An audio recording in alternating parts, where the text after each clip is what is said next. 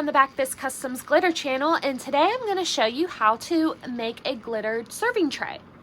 So these are really fun to make. It's really pretty easy project overall, so I'm really excited to show you guys this. This is a wooden round, like it's flat on the side. This is 12 inches. I just got this at my local hardware store, and I've got one already ready to go. All I've done with this is I've coated it with a white acrylic paint. Super basic paint, like less than $1 at your craft store, so it's nothing super fancy or special. Just want a nice base coat of white to kind of cover that wood color there. So I've got my board that's already base coated and ready to go. Just think of it almost like a cup starting off. It is wood, it's a little bit more porous, but other than that, you know, there's really not that many differences. And coating this wood with the acrylic paint first really helps reduce the amount that epoxy will soak into the wood. So what I'm using today, I've got white alcohol ink, I've got the metallic gold, I've got apple pie mica, we've got the pearls mica. That's going to give me just a little bit more of a shimmery effect over some of my white. I've got the Elegance mica powders, and I'm using Sea Pearls glitter. So I've got everything already mixed up, and the first thing I want to do is I want to base this with my white.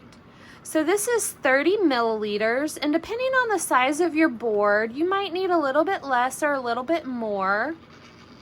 Again, having something like silicone mold set off to the side so you can pour any extra to is a great way. It's easier to mix a little bit more and use those silicone molds for extras than have to try to mix any up halfway through. And I don't need a super thick coat of this. This 30 milliliters should coat this pretty well.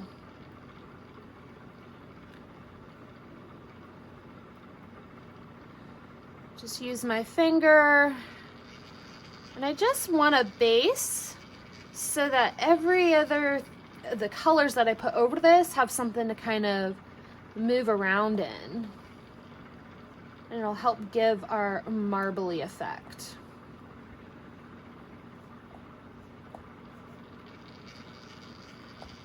I'm gonna go right up to my edge.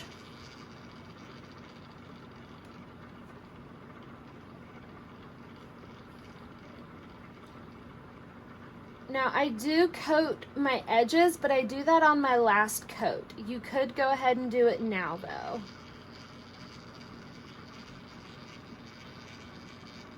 I feel like it's better to do it with the last top coat.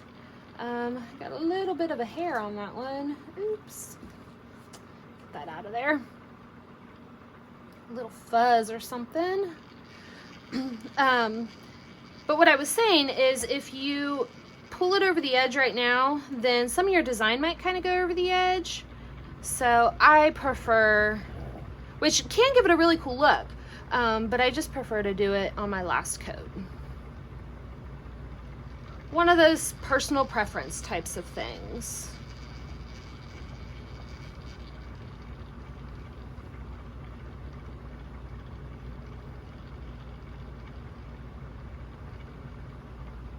Okay, I am pretty well coated here. And I do kind of just go around my edge because if some spilled slightly, then it's just gonna smooth it out. Now for my next color, I think I want, I'm gonna use my gold to kind of make it look a little marbly. So this is my apple pie mica. And for all my other colors, I mixed up another 30 milliliters and just kind of divided it into my cups. And I'm just gonna take like a really small finger swipe and just kind of swipe it on.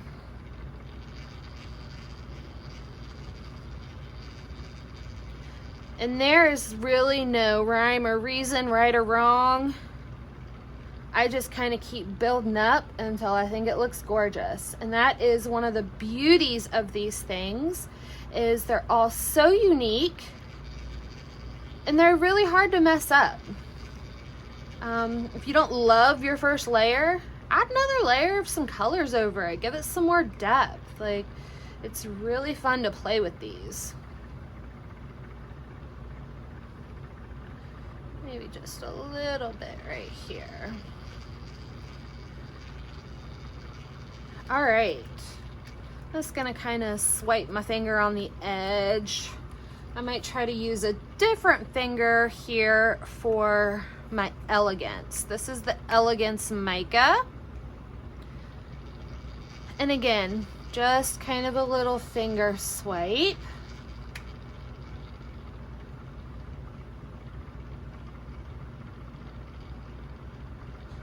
And just swipe it on.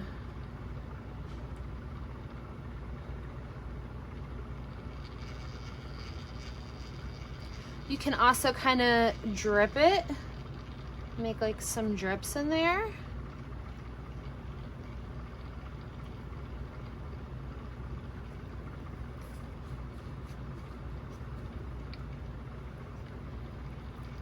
And over my Elegance, I want to take my sea pearls. And I'm going to kind of drip this, I think.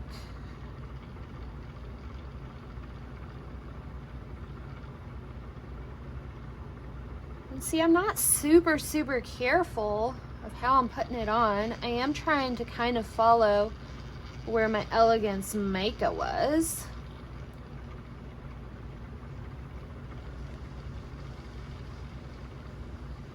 But it's really fun to just kind of play. And I love that just kind of abstract part of it.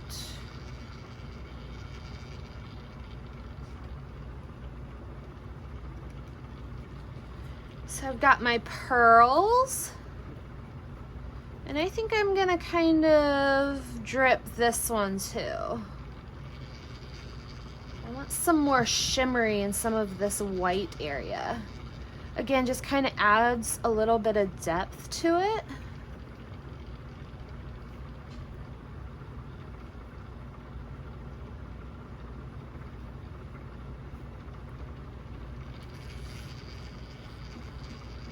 And this is my rich gold alcohol ink. And I've got a toothpick. I'm going to kind of use my toothpick.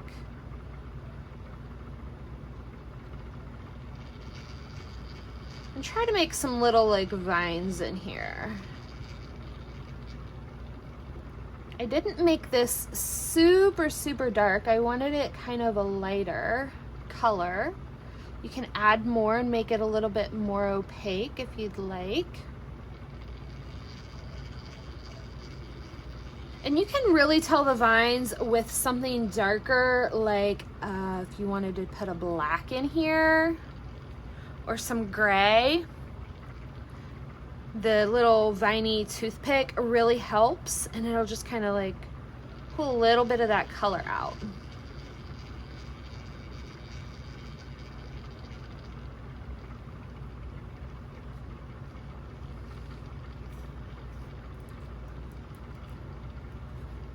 Use a little bit more of my pearls here.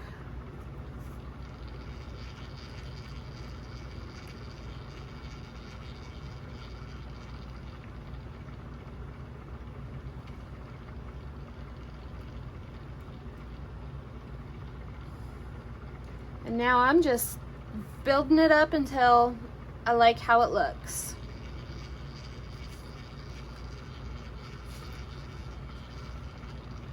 Oh, that one's getting low. It doesn't want to stand up anymore for me. But that's all right.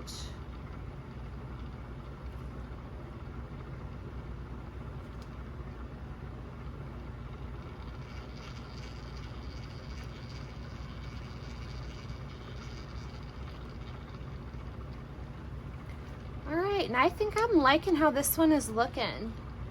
So another thing that you can do is use your heat gun, and you can kind of move it around a little bit. So I'll show you what I mean by that.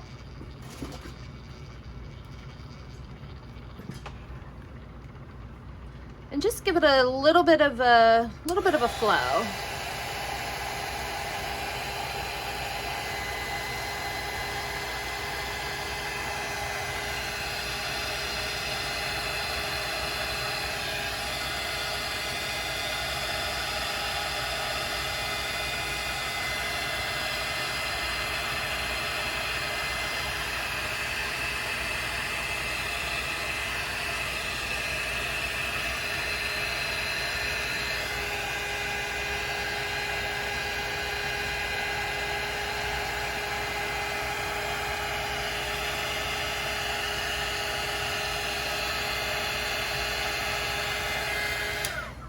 And see how it's spreading some of that color out a little bit and kind of making it look like it has a little bit of movement and flow, making my lines look not quite so harsh here where I did my drips.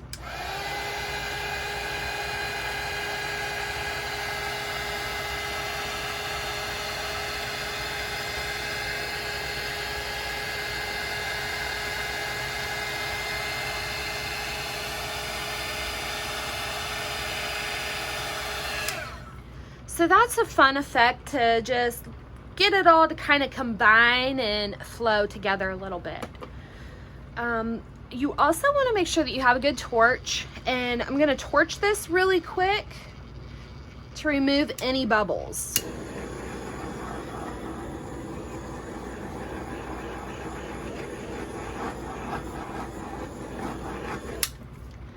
Now you want to come back about half an hour after this has already started to cure and check for those bubbles again. Because this is a porous surface underneath the wood, it brings up a little bit more bubbles than on a tumbler. So I do always come back a half an hour later. Now don't worry too much if you've got a couple of bubbles or a couple of uneven spots, because we're going to top this off with a top coat of just clear epoxy before we send this off.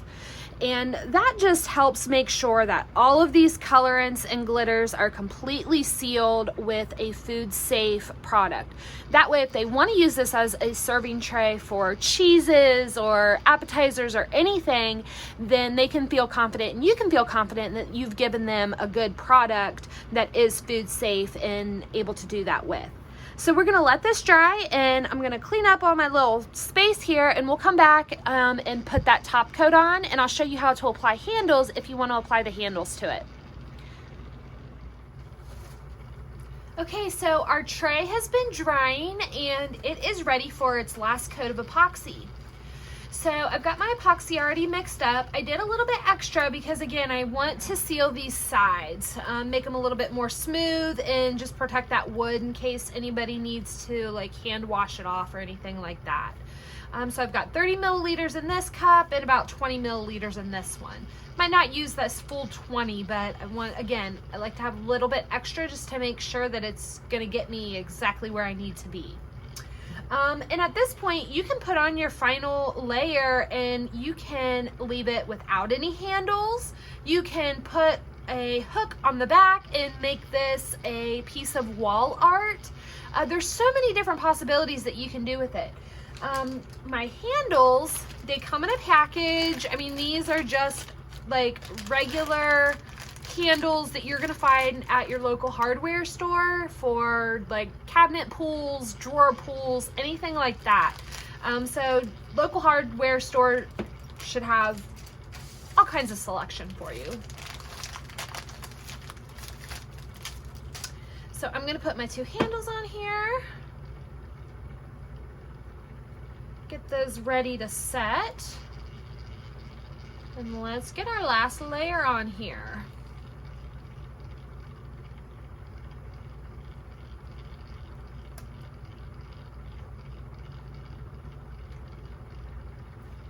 You can tape the back of this.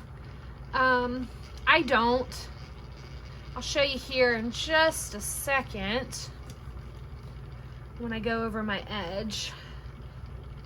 It's really such a thin coat. Well, I mean, this is a little bit thicker than our first one, but it shouldn't be dripping too terribly bad for you.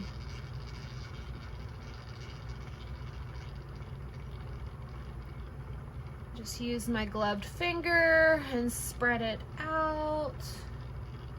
I like to get up close, like right up to my edge first, and kind of do my edges last. This just helps me so that I'm not pushing like a whole bunch of extra over my edges that don't really need to be pushed over. Get my top nice and flat first. And again, this is going to help just protect and make sure that there's none of our glitters sticking up, none of that colorant isn't fully exposed. We just want to make sure everything is covered with this epoxy so that we're nice and food safe and we have a nice smooth finish.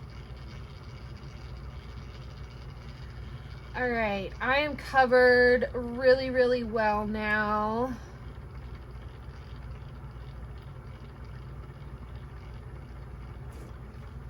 And I'm gonna take just a little bit, I don't want a ton, and I'm gonna start going around my edges.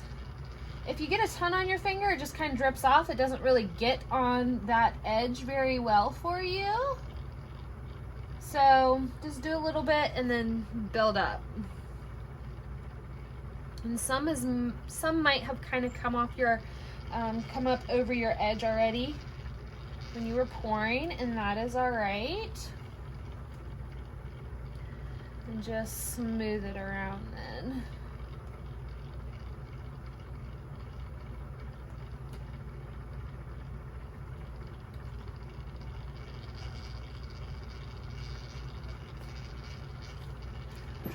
At times I can kind of stabilize it from the bottom.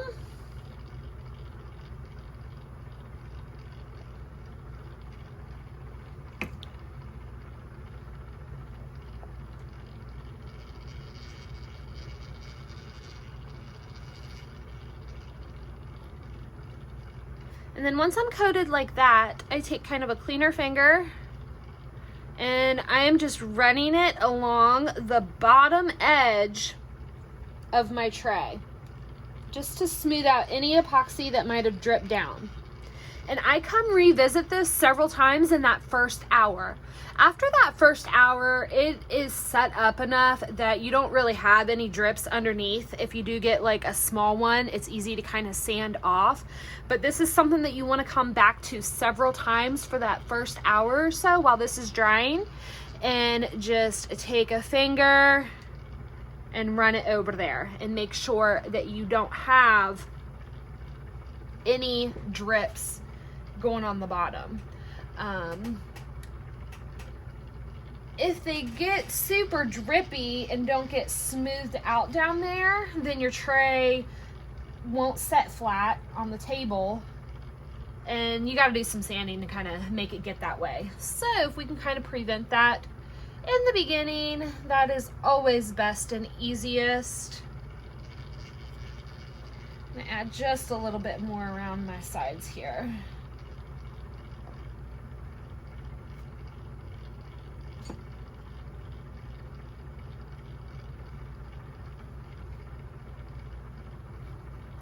I had felt one little spot that didn't feel like it was coated very well.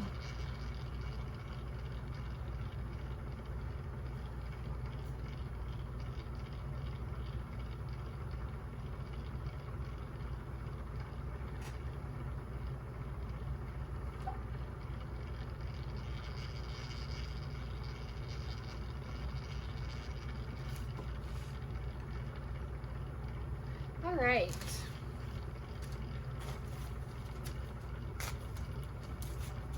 You can also use like an alcohol pad too. So once you've gotten your gloves off, if you need a little something else, take that alcohol pad, run it along the bottom, and that'll also help you. Okay, so now we are ready to lay these handles on here. And I kind of want my design that. I don't want it exactly back and forth or up and down.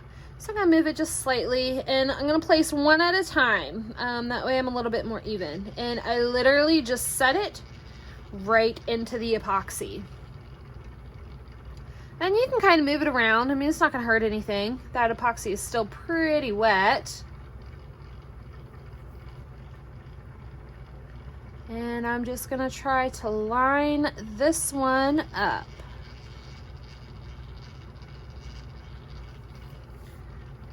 And you can get measuring tape out and help you to make sure that they are lined up properly. I usually just eyeball it a bit. And there we go, we have our finished tray. I'm gonna give this a quick pass with my torch. I got a little bubble right there, I wanna remove that.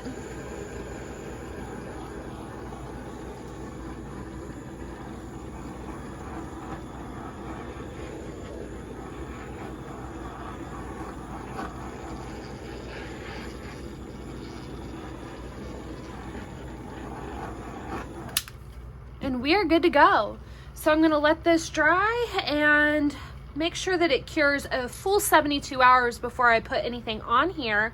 But that's as simple as this glittered tray is. So I'd love to see your projects. Let me know, post them, and there's so many different possibilities of things you can use on these. So I just want to see your take on the glittered tray. So thank you for watching. I hope this helped you all, and I will see y'all next time.